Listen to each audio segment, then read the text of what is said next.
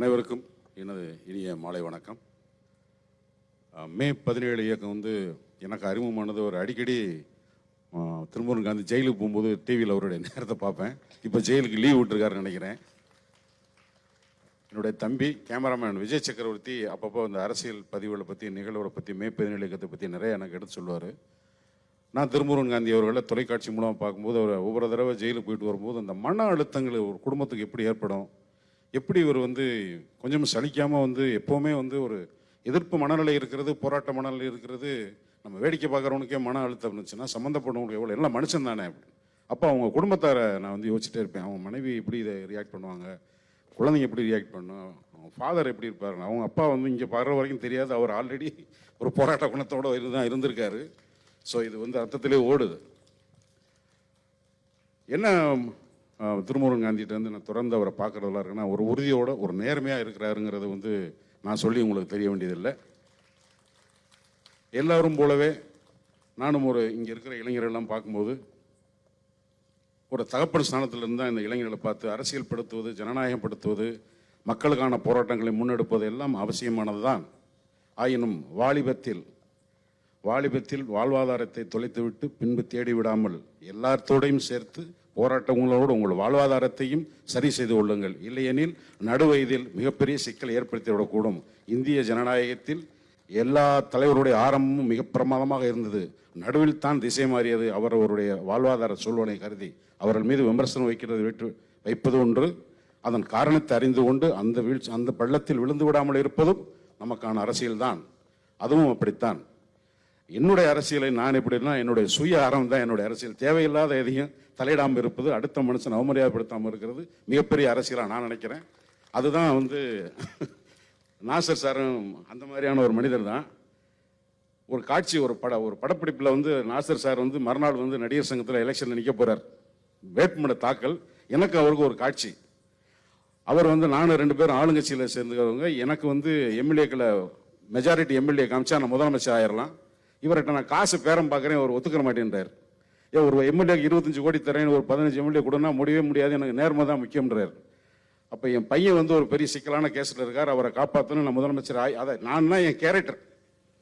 இப்போ என்ன செய்யறது? சரி, ஒரு சேரில் உட்காரது கட்ட வச்சு ஒரு குழியை வெட்டி அப்படி தள்ளி விட்டு உள்ள தள்ளணும். நான் போகும்போதே இதுதான் நடிகர் சங்கம் போ அப்படின்னு வச்சேன். போய் இப்போ நீங்கள் உங்களுக்கு வரலாறு தெரியும், அவ்வளவு மாறுதல்கள் நிகழ்த்தி இருக்கிறது காரணம் ஒரு ஜனநாயகவாதி. வேற எதுக்காக நான் சொல்ல வரல. ஒரு 3-4 மாதங்களுக்கு முன்னாடி திருவிழாத்தூர் பிரச்சனை சம்பந்தமாக நடிகர் சங்க மீட்டிங்லாம் நடந்தபோது அதில் எல்லாருமே பேசிட்டு ஜனநாயகப்படுத்துறதுன்னு என்ன, மற்றவனுடைய கருத்தை கேட்கறது, அந்த கருத்தை உள்வாங்கிக்கிட்டு அதுக்கு என்ன விளக்கம் சொல்றது, இதுதான் ஜனநாயகத்தினுடைய சுருக்கமாக நான் புரிஞ்சுக்கிட்டது. அன்றைக்கி நைட்டு ஃபோன் பண்ணி, சார் மீட்டிங் ரொம்ப நல்லா நடந்தது, ஒரு உச்சகட்ட நட்சத்திரங்கள்லாம் உட்காந்துக்கிட்டு ஏதோ ஒன்று பேசி அதை அறிக்கையாக கொடுக்காம சாதாரணமான நிலவரத்தை ஒன்று கேட்டு பேசுறது தான், அதுதான் இந்த ஜனநாயகம் நினைக்கிறோம். அப்படி ஒரு பிஹேவியர் இருக்கிறனால தான் திருமுருகன் காந்தி கூப்பிட்டோன்னு மறுக்காமல் வர முடிஞ்சிச்சு. நாங்களும் அதை மாதிரி இருக்கிறோம். அதை மாதிரி இருக்கிற ஒருத்தருக்கு கூட இருக்கிறது எங்களுடைய கடமை. இந்த வாய்ப்புக்கு வந்ததுக்கு நன்றி. நினைவு இங்கே வந்த இதில் வந்து ஜெயராம் சார் ஐயா எல்லாத்தையும் வந்து அவர் கண்ணெல்லாம் கலங்கி நின்னார். உங்கள் கண்ணை தான் பார்த்துக்கிட்டு இருந்தேன். உங்களை எல்லாம் கௌரவப்படுத்தல திருமுருகன் காந்தி ரொம்ப உயர்ந்து நிற்கிறார். அவர் கூட நிற்கிற அன்புக்குரிய சகோதரர் நீங்கள் எல்லாருமே ரொம்ப மரியாதைக்குரியவர்கள். தம்பி நன்றி. என்ன உங்களை பற்றி பேசினா நிறைய போகும். எல்லாரும் பசியில் காதடிச்சு போய் உட்காந்துருக்கும் போது ரொம்ப பேசக்கூடாது. ரொம்ப நன்றி, வாய்ப்புக்கு நன்றி.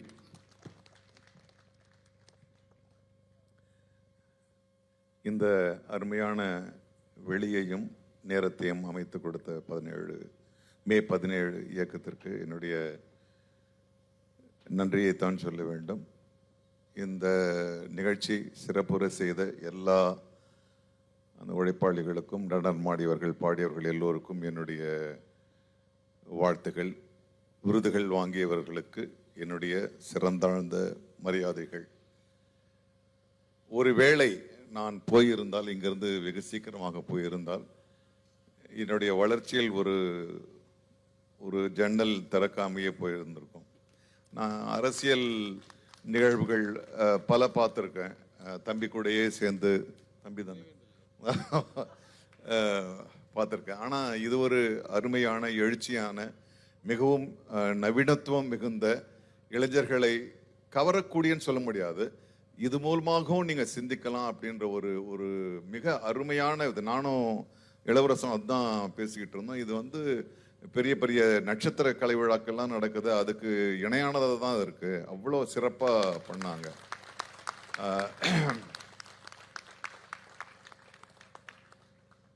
உங்கள் எல்லோருக்கும் என்னுடைய மிக நெருக்கம், என் மனதிலிருந்து நேரடியான அன்பும் வணக்கமும்.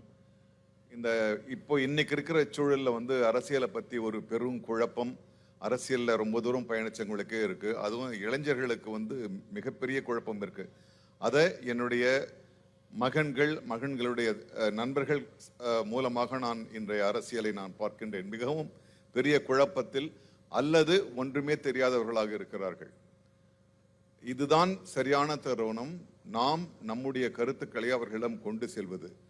அதற்கு இந்த விழா எனக்கு ஒரு நம்பிக்கை தருகிறது. எப்படி அப்படி என்று யோசிக்கும் போது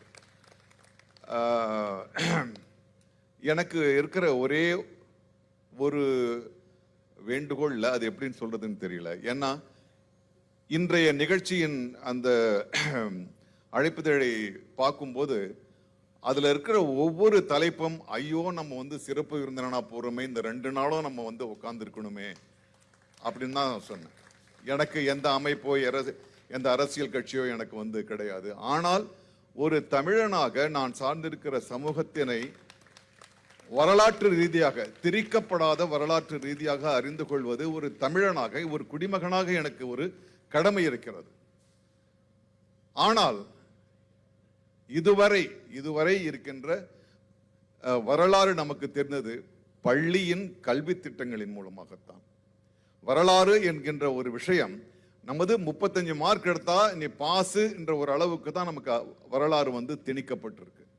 அதை மாற்றி இந்த மாதிரியான பல கூட்டங்கள் சிறு சிறிதாகவோ பள்ளிகளிலோ இல்லை வந்து இந்த விஷயங்கள்லாம் கல்வி திட்டத்தில் கொண்டு வர முடியுமா அப்படின்னு நம்ம, ஏன்னா இப்போ இந்த கல்வி திட்டத்தில் வர வரலாறு வந்து வரலாறே கிடையாது, மார்க்குக்காக படிக்கிற ஒரு விஷயமா இருக்கு. இதை தாண்டி நம்ம போக வேண்டிய ஒரு கடமை இருக்கிறது. இந்த கருத்தரங்குகள், இந்த வரலாறுகள் இளைஞர்களுக்கு அடுத்த வருகின்ற வாரிசுகளுக்காக நாம் அதை கடத்த வேண்டும். அதை எப்படி செய்யணும் மே 17 இயக்கத்திற்கு தெரியும். அதனோடு நாங்களும் சேர்ந்து பயணிப்போம் என்றும் எப்போதும். மீண்டும் உங்கள் எல்லோருக்கும் என்னுடைய வாழ்த்துக்கள். விருது வாங்கிய அறிஞர்களுக்கு மீண்டும் என்னுடைய சிறந்தாழ்ந்த மரியாதைகள். நன்றி.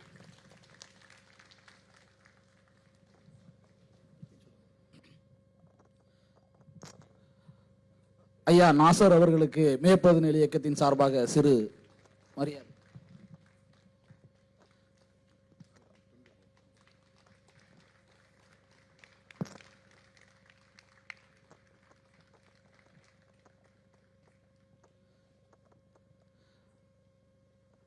ஐயா இளவரசு அவர்களுக்கு மே 17 இயக்கம் சிறப்பு செய்யப்படுது.